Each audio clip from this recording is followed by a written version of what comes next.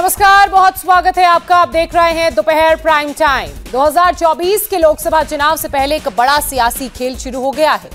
Sentiment भड़काने वाली तकरीरें दी जा रही हैं, सेक्युलर मुसलमानों को भड़काया जा रहा है और मोदी योगी के लिए जुबान से जहर उगला जा रहा है। हेट स्पीच की नई फिल्म कहां से आई है, कौन कौन इसके किरदार हैं, मुसलमानों में नफरत फैलाने का काम क्यों किया जा रहा है, एक रिपोर्ट देखिए और सारा सियासी खेल समझिए।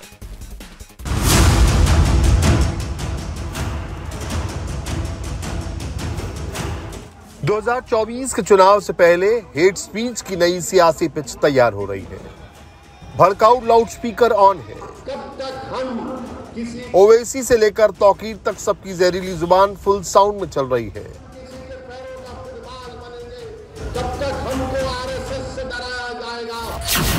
सत्ता में बैठी बीजेपी को बमबाज बता दिया। जो बम मार रहे थे वो हिंदू समाज को। फ्रीडम ऐप से सीखकर आप अचार बनाते हो क्या? अगर ऐसा है तो आप अपने अचार को 1 करोड़ फ्रीडम ऐप के जो ग्राहक हैं उन्हें बिना किसी खर्चे के आप उसे बेच सकते हैं। बहकाने का काम कर रहे थे कि मुसलमान बम मारता है, असल में वही लोग हैं जो आज तख्ते हुकूमत पे बैठे हुए हैं, इसीलिए आज कहीं बम नहीं फट रहा है। मोदी को धृतराष्ट्र बना दिया, योगी को दंगाई कह दिया। नरेंद्र मोदी अपनी भूमिका बिल्कुल वही जो महाभारत के जमाने में धृतराष्ट्र की थी, वही भूमिका में आज नरेंद्र मोदी है। मैं कहता हूँ वाकई तुम्हारी सरकार में दंगा नहीं हुआ, क्योंकि भाई दंगा तो तुम ही कराते थे। मुस्लिम वोट पाना है, इसीलिए मुसलमानों को भड़काना है। आपको सेकुलरिज्म का कूली बना के रख दिया गया। जब चुनाव आते आपसे कहा जाता है कि भैया सेकुलरिज्म जिंदा रखो और दूसरे उसको डुबाते रहेंगे। मुसलमानों को डराने, भड़काने, बहकाने, फुसलाने का काम बड़ी तेजी से चल रहा है। यूपी में बरेली वाले तौकीर रजा अपने भड़काऊ मिशन में लग गए हैं। हैदराबाद वाले ओवैसी भाईजान राजस्थान में भड़का रहे हैं। सबका एक ही एजेंडा है, चाहे जैसे भी हो, मुसलमानों को उकसाना है। अफसोस ये है कि मुसलमानों ने वोट डालने का काम जिस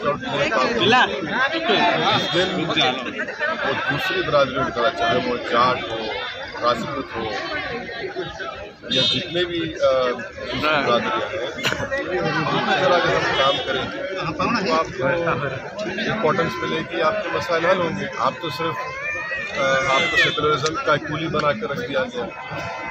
जब चुनाव आते आपसे कहा जाता है कि भैया सेकुलरिज्म जिंदा रखो और दूसरे उसको डुबाते रहेंगे, उसको दफना देंगे, और हमसे कहा जाएगा जिंदा रखो। जहां जहां चुनाव होता है, ओवैसी का भड़काऊ लाउडस्पीकर ऑन हो जाता है। आजकल उनका बैटलफील्ड राजस्थान है। कल जोधपुर में भड़काया, आज बाड़मेर में भड़काने पहुंचे हैं। ओवैसी की नजर राजस्थान के मुस्लिम वोट बैंक पर है। यहाँ की 200 में से 40 सीटें मुस्लिम बहुल हैं। अलवर, भरतपुर, सवाई माधोपुर और टोंक जिलों में मुसलमान जीत और हार तय करते हैं। मुस्लिम बहुल 40 में से 29 सीटें 2018 में कांग्रेस ने जीत ली। अब ओवैसी इन 40 सीटों पर अपने कैंडिडेट उतारने की तैयारी में है। मुसलमानों का वोट पाना है, इसीलिए उन्हें भड़काने की कोशिश तेज होने लगी है। जब तक हम किसी के हाथ में खिलौना बनकर इस्तेमाल होते रहेंगे, कब तक हम किसी के पैरों का फुटबॉल बनेंगे, कब तक हमको आरएसएस से डराया जाएगा। अब हमको न आरएसएस से डरना है, न जालिमों से डरना है। ये देश सबका है, ये देश किसी एक मखसूस फिरके का नहीं है, ये देश मेरा भी है। ओवैसी का पहला टारगेट अभी राजस्थान है, लेकिन असली एजेंडा 2024 की लोकसभा जंग में बड़ी कामयाबी हासिल करना है। अपना मिशन उन्होंने AIMIM के राष्ट्रीय अधिवेशन में अपने समर्थकों को समझा दिया। जहां जहां मुस्लिम वोट ज्यादा हैं, वहां वहां ओवैसी को चुनाव लड़ना है। जो एजेंडा ओवैसी चुनाव लड़कर हासिल करना चाहते हैं, वही काम तौकीर रजा बिना चुनाव लड़े करते हैं।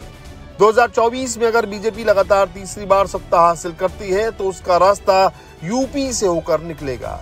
मोदी योगी की विजय का रथ रोकने की कोशिश उत्तर प्रदेश में शुरू हो गई है।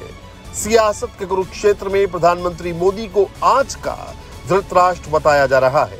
अंधे ही थे, लेकिन जानते सब थे कि उनके अपने बेईमानी कर रहे थे, इसलिए उन्होंने उनके खिलाफ कार्रवाई नहीं की और उस बेईमानी का नतीजे में महाभारत आपके सामने आई। वही काम आज नरेंद्र मोदी आंखें होते हुए अंधे और बहरे बने हुए हैं और अपने लोगों की सरपरस्ती कर रहे हैं और मजलूमों को नजरअंदाज कर रहे हैं, कातिल की हिमायत कर रहे हैं और मकतूल को नजरअंदाज कर रहे हैं। बिल्कुल वही अंदाज है जो धृतराष्ट्र का था। तो ये समझ लीजिए कि उस वक्त जिस तरह पांडव कमजोर थे, मुसलमान कमजोर है, नजर आता है। हुकूमत खुली बेईमानी कर रही है, सरपरस्ती नहीं कर, खुली बेईमानी कर रही है और हुकूमत ने बाकायदा टीमें बनाई हुई है। ये विश्व हिंदू परिषद जैसे और बजरंग दल जैसे संगठन इन्होंने छोड़े हुए हैं कि आप मुसलमानों को सताइए, कत्ल कीजिए, आपको मुकदमों से बचाया जाएगा, आपको इनामात दिए जाएंगे, आपको हीरो बनाया जाएगा। तो हुकूमत जितनी बेईमानी कर रही है, हुकूमत, मैं बार बार कहता हूं कि नरेंद्र मोदी अपनी भूमिका बिल्कुल वही जो महाभारत के जमाने में धृतराष्ट्र की थी, वही भूमिका में आज नरेंद्र मोदी है। नरेंद्र मोदी अगर तारीख में, इतिहास में अच्छे लफ्जों में याद किया जाना पसंद करते हैं तो उन्हें अपने इन तरीकों को दुरुस्त करना होगा। मोदी को धृतराष्ट्र बताने वाले मौलाना ने योगी को दंगाई तक कह डाला। योगी कहते हैं मेरे राज में दंगे नहीं होते, मौलाना ने कह दिया दंगा कैसे होगा, तुम ही तो कराते थे। योगी आदित्यनाथ कहते हैं कि हमारे सरकार में दंगा नहीं हुआ। मैं कहता हूं वाकई तुम्हारी सरकार में दंगा नहीं हुआ, क्योंकि भाई दंगा तो तुम ही कराते थे, हम तो दंगा कभी कराते नहीं थे। हम दंगों से हमेशा बचने की कोशिश करते हैं, अपने देश प्रदेश को बचाने की कोशिश करते हैं, देश से प्यार करते हैं, बम ब्लास्ट से बचने की कोशिश करते हैं, अपने लोगों को बचाने की कोशिश करते हैं। हमने अपने नौजवानों को कंट्रोल में किया हुआ है। हिंदू समाज से हमारी दरख्वास्त है कि अपने बच्चों को कातिल मत बनने दो, अपने बच्चों को देशद्रोही मत बनने दो, अपने बच्चों को देश प्रेमी बनाने की कोशिश करो। मुस्लिम दुश्मनी में वो अपने समाज का ही नुकसान करने का काम कर रहे हैं, गला काटने का काम कर रहे हैं।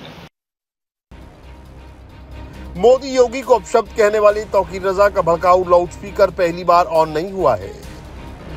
हिंदुत्व और हिंदू विरोधी बयान से सुर्खियों में रहते हैं। सुन्नी बरेलवी मसलक के हजरत परिवार से इनका ताल्लुक है। बरेलवी मुसलमानों पर इनकी काफी पकड़ मानी जाती है। इत्तेहाद मिल्लत काउंसिल के राष्ट्रीय अध्यक्ष चुनाव आने पर राजनीतिक दलों को अपने समर्थन का ऐलान करते हैं। अब 2024 के चुनाव में मोदी का विजय रथ रोकने की कोशिश में मर्यादा की सीमा पार कर गए हैं कि वो बम जो 2014 से पहले फटा करता था, वो बम आज कहां चला गया, वो अब क्यों नहीं फट रहा है? अगर मुसलमान वो बम फोड़ रहा था, मुसलमान आतंकवादी था, तो आज तब से ज्यादा परेशान है। आज मुसलमान को आतंकवादी बनना चाहिए, उसे बम फोड़ना चाहिए, लेकिन मुसलमान ना उस वक्त बम मार रहा था ना आज बम मार रहा है। जो बम मार रहे थे वो हिंदू समाज को बहकाने का काम कर रहे थे कि मुसलमान बम मारता है। असल में वही लोग हैं जो आज तख्त हुकूमत पे बैठे हुए हैं, इसीलिए आज कहीं बम नहीं फट रहा है। 2024 के चुनाव से पहले देश में हिंदू राष्ट्र की चर्चा है। बागेश्वर धाम सरकार ने हिंदू राष्ट्र के लिए नया मिशन शुरू कर दिया है। जवाब में मौलाना मुस्लिम राष्ट्र तक पहुंच गए कि हिंदू राष्ट्र की मांग करना ये असंवैधानिक है, गैर कानूनी है। तो ऐसे कानून शिकन लोगों के खिलाफ कार्रवाई की जानी चाहिए, उन पर मुकदमा कायम किया जाना चाहिए। जिस तरह खालिस्तान की मांग करने वालों के खिलाफ आप कार्रवाई करते हो, हिंदू राष्ट्र की मांग करने वालों के खिलाफ कार्रवाई क्यों नहीं की जाती है? और हिंदू राष्ट्र की मांग अगर इसी तरह हुकूमत उनकी सरपरस्ती करती रही और इसी तरह छूट देती रही, तो हमें अंदेशा है कि कल मुस्लिम राष्ट्र की भी मांग उठ सकती है, और हम ऐसा माहौल नहीं बनने देना चाहते अपने देश में। मोदी योगी पर हमला हो रहा है, बीजेपी को बमबाज बताया जा रहा है। ये सब कुछ इसलिए हो रहा है क्योंकि मुस्लिम वोटों के ठेकेदारों को मोदी के नए मिशन की वजह से अपनी जमीन खिसकती हुई नजर आ रही है। भारत में मुस्लिमों की आबादी करीब 14.23% है। इनमें से 15% मुस्लिम उच्च वर्ग के हैं, जिन्हें अशरफ कहा जाता है। बाकी के 85% मुस्लिम अर्जाल असलाफ है। ये पिछड़े और दलित पसमानदा मुसलमान कहलाते हैं। विकास की राह में पीछे छूट गए इन पसमानदा मुसलमानों की प्रधानमंत्री मोदी फख्र करते हैं। अलग से बजट देकर उन्हें आगे बढ़ाना चाहते हैं। मोदी की ये सोच मुस्लिम वोटों के रहनुमाओं को हजम नहीं हो रही है। पसमानदा समाज है, वहां तक लाभ कैसे पहुंचे, जो आज भी आजादी के इतने साल के बाद भी बहुत पीछे रह गए हैं। इस बजट में सिकल सेल से पूरी तरह से मुक्ति का लक्ष्य भी रखा गया है। इसके लिए जो हमारे दूर दराज के क्षेत्रों में आखिरी छोर पर बैठे हुए हमारे भाई बहन हैं, उनके जीवन में बदलाव लाने के लिए आपके सुझाव बहुत काम आएंगे। मोदी का ये मिशन 2024 के चुनाव में बीजेपी को बड़े पैमाने पर मुस्लिम वोट दिला सकता है। लोकसभा की 543 सीटों में से 92 सीटें ऐसी हैं जो मुस्लिम बाहुल्य हैं। 2014 में मुस्लिम बहुल 92 सीटों में से 41 पर बीजेपी को जीत मिली। 2019 में ये आंकड़ा 45 तक पहुंच गया। 2024 में मुस्लिम बहुल सीटों पर मोदी का वोट और ज्यादा न बढ़ जाए, इसकी फील्डिंग सजाई जा रही है। मुसलमान को खतरे में बताया जा रहा है। मुसलमानों को दबाया जाता है, सताया जाता है, कत्ल किया जाता है, बेइज्जत किया जाता है। मुसलमान बेटियों को भगाया जाता है, गुमराह किया जाता है, उनको लालच देके हिंदू बनाया जाता है। हुकूमत सरपरस्ती करती रहती है। मुसलमानों को कत्ल करने वालों को हिंदू समाज में हीरो का दर्जा दिया जा रहा है। मुसलमान तो यूज टू हो गया मॉब लिंचिंग के लिए, लेकिन ज्यादा चिंता की बात यह है कि जब वो कातिलों की हिमायत में जलसे किए जाने लगे, सभाएं की जाने लगे और एहतजाज किए जाने लगे, तब हमें लगता है कि ये मुल्क का माहौल बिगाड़ने की कोशिश है। और ये हिंदू राष्ट्र की आवाज लगाने वाले ये मुल्क में एक और बंटवारा कराना चाहते हैं।